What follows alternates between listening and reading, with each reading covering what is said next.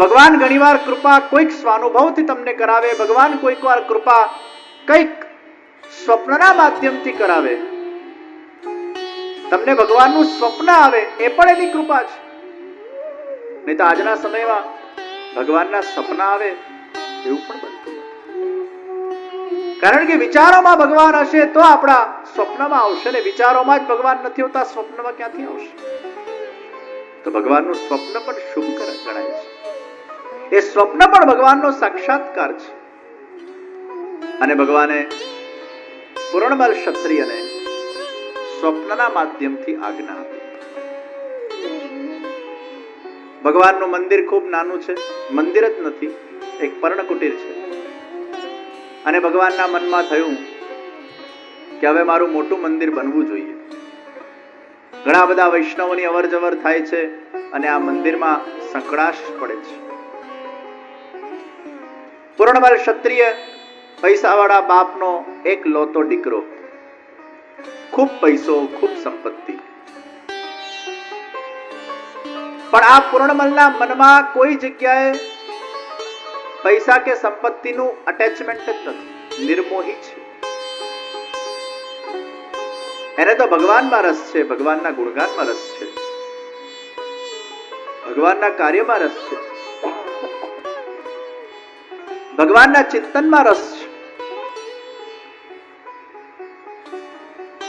ઘણીવાર એવું બને કે તમારા પાસે ખૂબ વૈભવ હોય પણ તમને એની પડી જ ના હોય, તમે અલિપ્ત હો. राजा जनक अलिप्त था,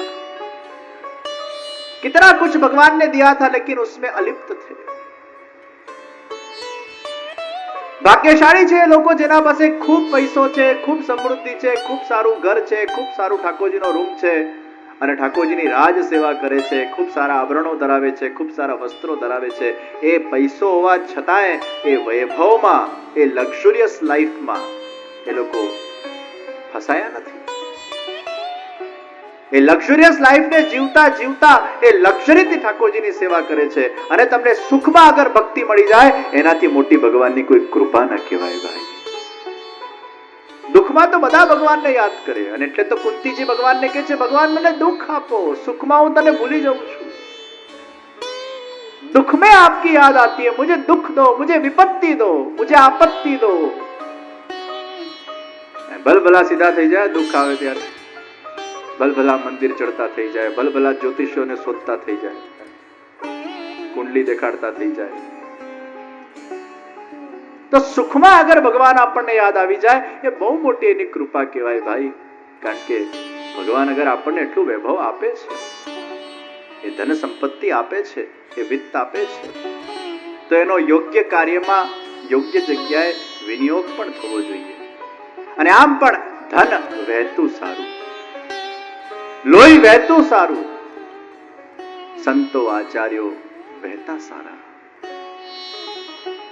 વહેતા રહો તો શુદ્ધ રહો. નદીનું પાણી કેમ શુદ્ધ છે? કારણ કે વહેતું છે. આપણા શરીરના અંદર અગર બ્લડ એક જગ્યાએ ક્લોટ થઈ જાય તો હેમરેજ થઈ જાય. આઈએએસ ઓફિસરોના પણ પ્રમોશન થઈ જતા હોય છે સમય સમય પર. એ 5 વર્ષ રહે પછી પ્રમોશન થઈ જાય, બીજા સિટીમાં મોકલે. એ કેમ કરવામાં આવે? કારણ કે બહેતા ભલા. પછી એક જગ્યાએ બહુ બંધાઈ જાય તેમાં પછી બધા દોષો આવી જાય. લોહી પણ વહેતું શુદ્ધ છે, ક્લોટ થઈ જાય તો હેમરેજ થઈ જશે. નદીનું પાણી વહેતું શુદ્ધ છે. એમ ભગવાન અગર આપણને કૃપા કરીને લક્ષ્મી પ્રદાન કરે અને એને વહેતી રાખે, જ્યારે જ્યારે સત્કાર્ય કરવાનો અવસર પ્રદાન થાય એમાં એ લક્ષ્મીનો આપણે વિનિયોગ કરીએ, સારા કાર્યોને સાકાર કરવામાં આપણે નિમિત્ત બનીએ.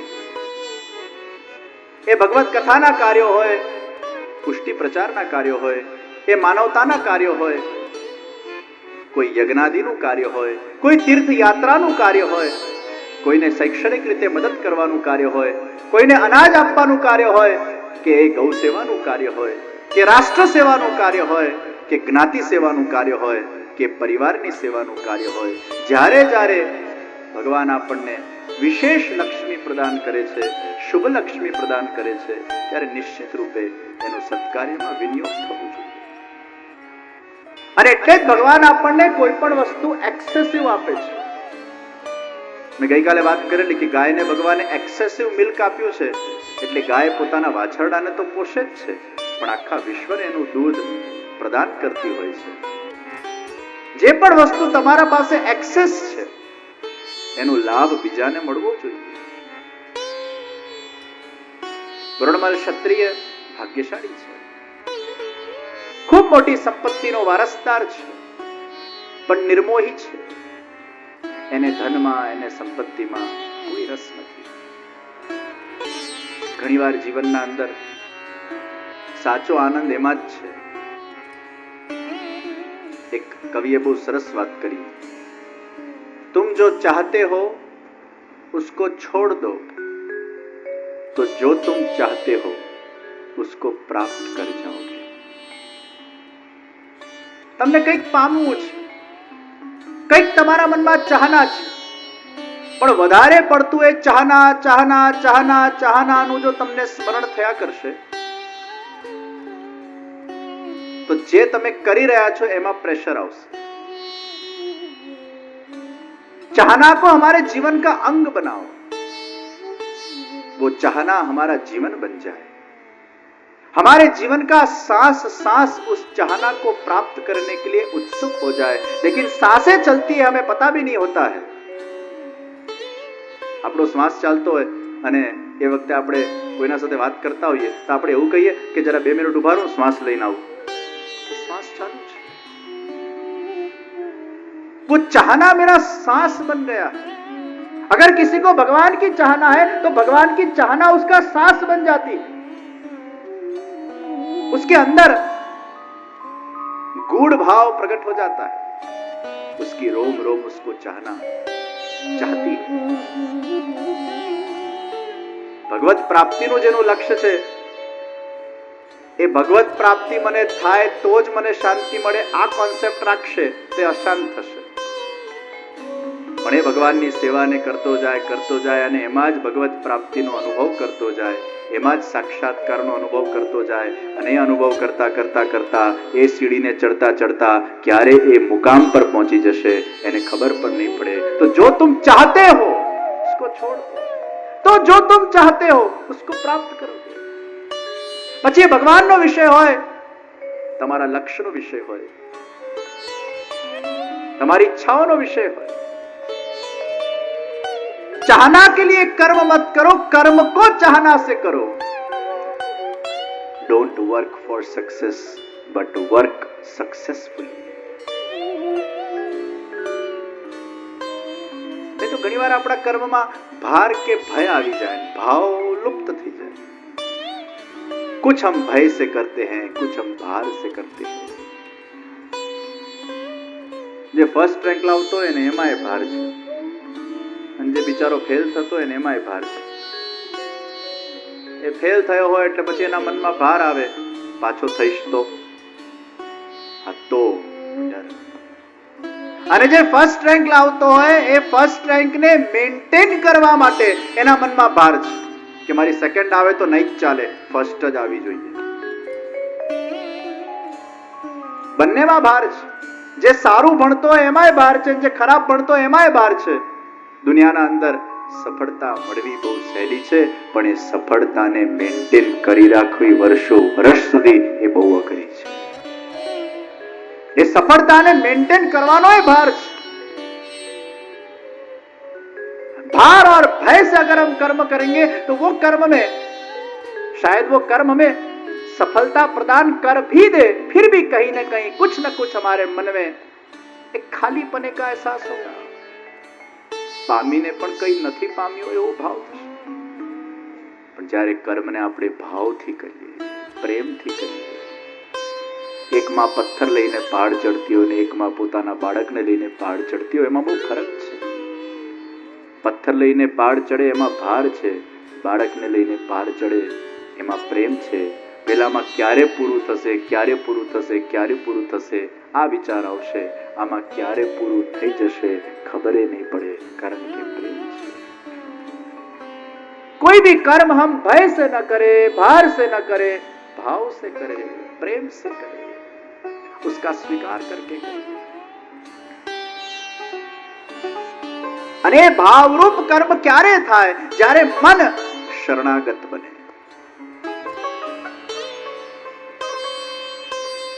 અહંકારથી કરેલો કર્મ અને શરણાગતિના ભાવથી કરેલો કર્મ બંનેમાં ગતિ છે, પણ ગતિનો પ્રકાર બદલાઈ જાય છે.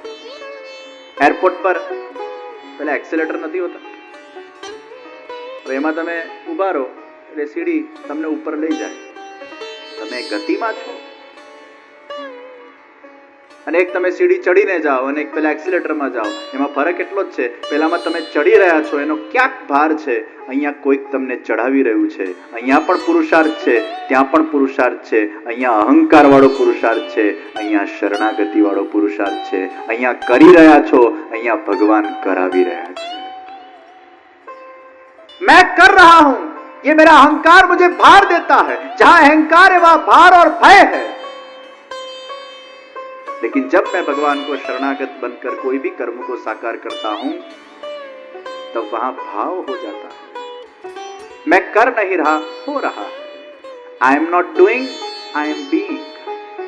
वहां एफर्ट वाला कर्म है, यहां एफर्टलेस कर्म है. અને એફર્ટલેસલી જ્યારે તમે કોઈ વસ્તુ કરો ને, એમાં સહજતા છે, સરળતા છે. એમાં થાક નથી, કંટાળો નથી, આળસ નથી, એમાં કોઈ પ્રેશર નથી. એ થયા કરે છે. નદી વહ્યા કરે છે, વાયુ વહ્યા કરે છે, સમુદ્રમાં લહેરો આવ્યા કરે છે. બહુ સહજતા છે. અને એવું સહજ જ્યારે વ્યક્તિનું કર્મ બની જાય, એ ક્યારે બને? જ્યારે કોઈ ચાહનાનો પ્રેશર ના હોય. कर्म को चाह से करो, सफलता से कर्म करो. અને સીડી ચડતા ચડતા તમે ક્યારે મુકામ પર પહોંચી જશો તમને ખબર પણ નહીં પડે. ફર્સ્ટ રેન્ક મારે લાવી જ છે, આ ભાર નહીં હોવો જોઈએ. તમે સારું ભણો, ભણવામાં મહેનત કરો, પુરુષાર્થ કરો, મન મૂકીને મહેનત કરો, પ્રેમથી મહેનત કરો. મહેનત કરતા જાઓ. મને આ પામવું છે વિષયને મગજમાંથી કાઢી નાખો. મહેનત કરતા જશો, ચાલતા જશો, દોડતા જશો, આગળ વધતા જશો, તો ક્યારે તમને જે પામવું છે તમને મળી જશે, એની ખબર પણ તમને નહીં પડે. और वो एहसास को आप अनुभव कर सकते हो. तो जो तुम चाहते हो उसको छोड़ दो. कर्म को चाह से करो. वो चाहना हमारा जीवन बन जाए, वो चाहना हमारी धड़कन बन जाए, वो चाहना हमारी सांस बन जाए. मैं जो कर रहा हूं उसमें द्वैत न रहे, मैं जो कर रहा हूं वो मैं स्वयं बन जाऊं. तब जाकर योगः कर्मसु कौशलम, कर्मयोग होता है. ज्ञान योग, भक्ति योग. જ્યાં તમે જોડાયા તમે એ બની ગયા. કથા કરતા કરતા કથા બની જાઓ, કથા સાંભળતા સાંભળતા કથા બની જાઓ, डांस करता करता डांस बनी जाओ, गाता गाता गायन बनी जाओ. પહેલા હું ગાઉં છું, પછી હું પોતે ગાયન બની જાઉં છું. કારણ કે પછી મારો અહંકાર જતો રહે છે. પછી હું જે કરું છું એ બની જાઉં છું. मेरी चाहना ही मेरी चाहना बन जाए, मेरा कर्म मेरी चाहना बन जाए. उसको आप जीने लगो. અને આ દુનિયાના અંદર જેટલા લોકો એ સફળતાના શિખર પર પહોંચ્યા છે, એમને ક્યારે પણ મારે અહીંયા સુધી પહોંચવું છે કે મારે આટલું પહોંચવું છે આનો ભાર નથી રાખ્યો. એ કર્મ કરતા ગયા, ભાવથી કરતા ગયા, મહેનત કરતા ગયા, પુરુષાર્થ કરતા ગયા, ઈમાનદારી પૂર્વક પોતાના જીવનને જીવતા ગયા. અને પછી ક્યાં એ સફળતાના એ શિખરો પર પહોંચતા ગયા એમને ખબર જ ન પડી. પણ ક્યારે પણ એ શિખરને કેન્દ્રમાં રાખીને એ ચડતા નથી ગયા.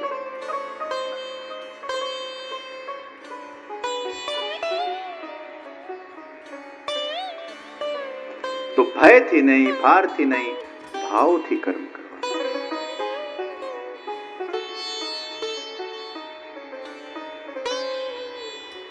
पुरणमल क्षत्रिय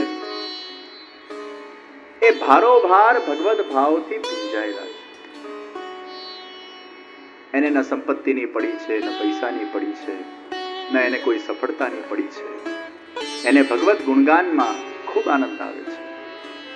भगवत कीर्तन जेनो श्वास बनी गयो है. और सहज भगवान के प्रति उसका एक आकर्षण है. स्वप्न में भगवान ने आज्ञा करी, हे पूर्णमल તને જે આ સંપત્તિ મળી છે, તને જે આ પૈસો મળ્યો છે, મારી કૃપાથી પ્રાપ્ત થયો છે, અને તારે મારી સેવામાં એનો વિનિયોગ કરવાનો છે. જ્યારે જ્યારે તમને સંપત્તિ મળે, સુખ મળે, પૈસો મળે, ઐશ્વર્ય મળે, અને છતાંય તમને ભગવાનમાં રુચિ જાગૃત થાય, ભગવાનમાં પ્રેમ જાગૃત થાય, ભગવાનની સેવા તમે ખૂબ સુંદર રીતે તમારા ઘરે અગર કરી શકતા હો, ये सोने में सुगंध है, ये विशेष भगवान की कृपा.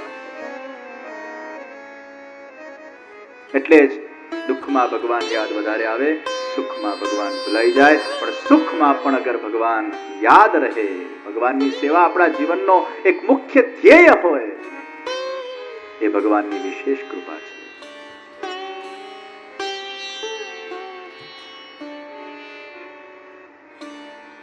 હીરામણી મિસ્ત્રીને પણ ભગવાને સ્વપ્નમાં આજ્ઞા આપી.